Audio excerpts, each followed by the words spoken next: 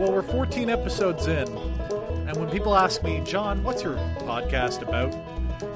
I still can only really say that it's a show about one man's desire to have a podcast. Welcome to the John DuLong Show. Welcome to episode number 14. Welcome to your weekly dose of the Monday morning nonsense. I'm John DuLong. So glad to have you with me. I'm glad that you're still with me after last week. Oh my goodness. What a strange episode that was. Snake bit from the beginning. I was supposed to have my good friend Kareem on the show. He will be a guest in future. Just circumstances beyond our control caused me to have to record a really weird, completely unplanned, semi-hungover episode of the show. So this week we're a little bit more put together. It's a little bit back to normal here on the John DuLong Show. It's not to say it's going to be any shorter than last week, because it feels like all of the news happened since last Monday's show. Thought about putting out a bonus pod. Felt that maybe after an hour that, you guys have maybe had enough of me for 1 week. Anyhow, it's a jam-packed week this week. Like I said, it feels like all of the news happened this week. So this last episode of January, we're already to the end of January, guys. We're going to cover all of the news. I'm really kind of glad that I didn't end up doing the bonus pod, because a lot of these stories just sort of developed out of nowhere and got huge. So this week we're going to talk perhaps a little bit more in depth about the government shutdown, and that was, in case you went for a light stroll and missed it. We'll talk about the government shutdown and the boondoggle that was. Also on the show, because it was all over the news in Canadian politics and also in the world of professional wrestling, more of the Me Too movement rolling out. This time we've got a conversation about Enzo Amore and Rich Swann in the WWE, as well as Jamie Bailey and Patrick Brown, both leaders of the opposition, leaders of the Progressive Conservative Party of Nova Scotia and Ontario, respectively, stepping down or being asked to step down, in Bailey's case, as a result of some sexual or harassment allegations, as well as a federal cabinet minister. So, we can't go an episode without talking about sexual harassment these days, it seems. Not saying, it's... Like I said, I didn't ever think that I would be covering it this much on this show, but, more and more. It just seems like there's just more and more that more and more people in sort of spheres that I pay attention to are popping up. So more and more to say. In addition to that, we're going to be talking about some exciting news regarding John Cena and an upcoming potential film role, which I'm looking forward to if it ends up shaking out. And, this is funny. Just as a little aside before we get into the rest of the show, part of an assignment for school that I had this week, we were looking for some case law for some precedent for this tort case. Basically, it doesn't really matter why, but I was Googling old headlines to see if I could find some precedent for this case. And this wasn't related to the project, but it was something that I came across anyhow. And I had completely forgotten about this because I knew about it. But all right, enough teasing. So right next to my school, basically, is the Immigration Services Association of Nova Scotia, or ISAN. So they're kind of the agency that's sort of in charge of helping folks get settled when they move to the province for the first time. So they changed their name a couple of years ago, and to quote from the article that I'll post in the show notes, we wanted a name that locates us, Nova Scotia. We wanted a name that says exactly what we do, Immigrant Services. We wanted a name for people for whom English is their second or third language. It's easy to say. So iSANS. This is Jerry Mills, who was the agency's director at this time of this quote. Says it checks the box on all those three, so we're really excited. It's a pretty good name. It's a nice acronym. It rolls off the tongue pretty well. It's better than the former name, which is the the Immigration Settlement and Integration Services, or ISIS. So they changed this in 2014. Let me say, this agency has been around since the 50s or something. This was nobody's fault, and the assholes over in Syria and Iraq weren't around when iSANS, under its old name, was founded. But it just tickled me to imagine not to say maybe I'm laughing at this for the wrong reasons, but I just can't help but picture some poor person who's just come over from that part of the world, who's trying to escape that kind of, horror, to just see and this is a legit banner on this article. It's from 2014. ISIS is a great place to work. And they're just no, trying to escape those assholes. That's bad touch. Get out of here.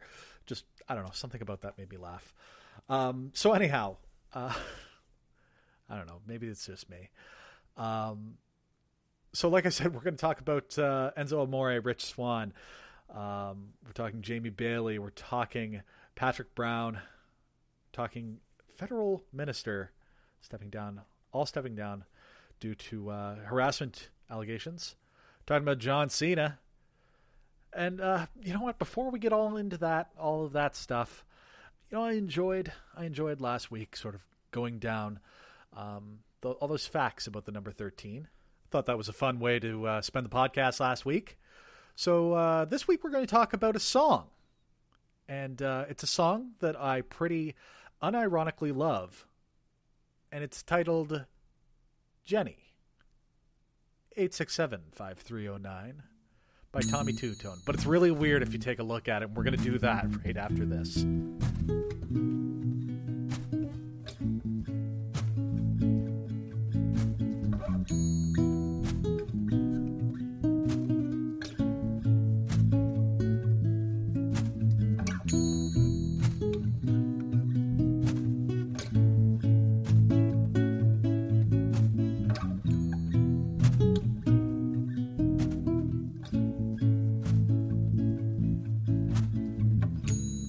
So I got a phone call this week.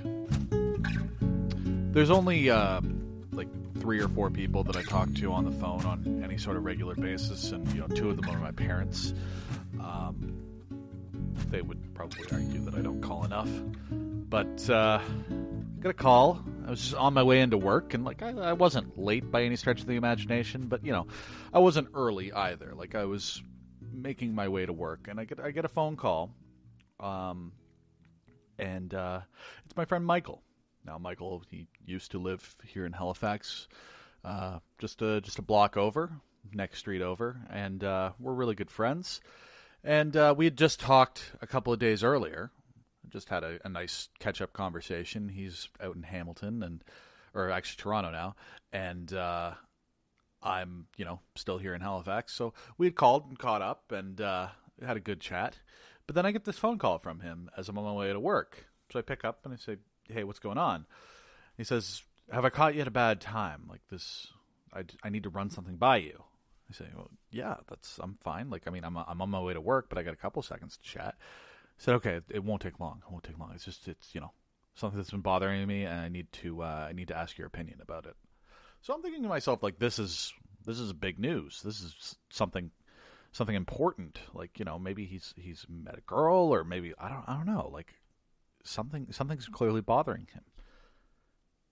So he asks me in Tommy Two-Tone's 867-5309 Jenny, when he says, "I tried to use my imagination, but I was disturbed," what I think that means.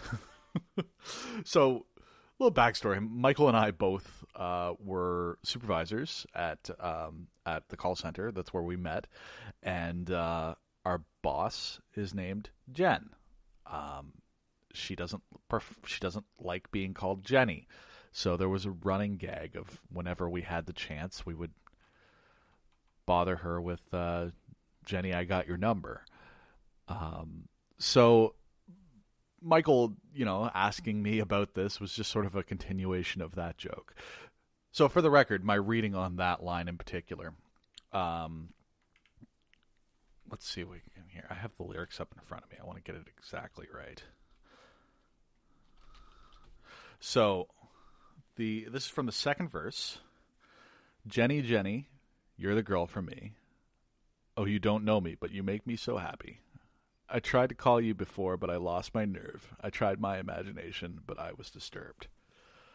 So, if you've never heard this song, I would really seriously suggest listening to it because it's a catchy little tune. I've always really loved the song, but it is just a really, really strange song. So, a couple of things going on in this song that are really interesting to me. The chorus or post-chorus, I guess, is just him repeating this girl's number. The story of the song is he's this guy who has found this woman's number for a good time called Jenny, 8675309, in a bathroom stall. Like, it's this love song to this woman he's never met, whose name is written on the wall in a bathroom stall of what's probably a pretty dirty gas station or something.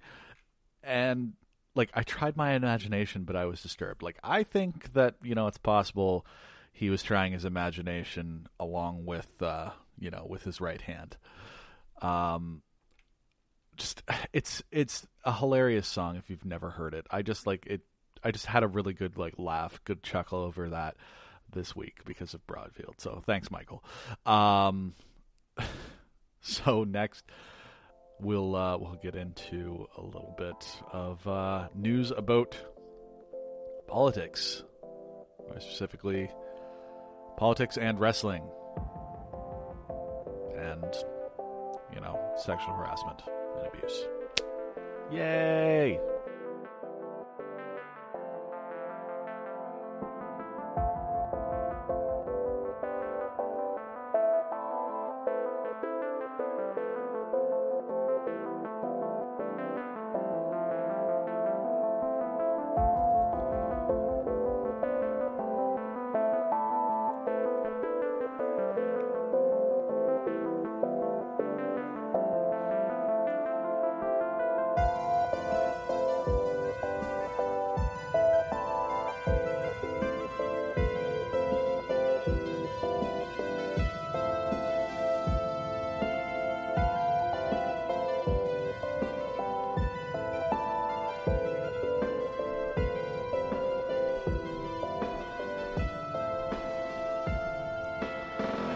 So, before we get into the heavier stuff in this little hunk, I do want to talk about something that's sort of professional wrestling adjacent. Before we get into politics and wrestling and sexual assault, this past week, the Madman went and did it. Vince McMahon announcing the return of the XFL in 2020. So, some quick notes. Vince claims that the XFL return won't affect his role in the WWE, that there won't be any crossover between WWE and XFL. The players will have rules in regards to the national anthem that players have to abide by. Players with a DUI won't be allowed to compete in the XFL. That's actually a good one. Vince says that the XFL revival will have nothing to do with politics or social issues, but he's making a stand about standing during the national anthem.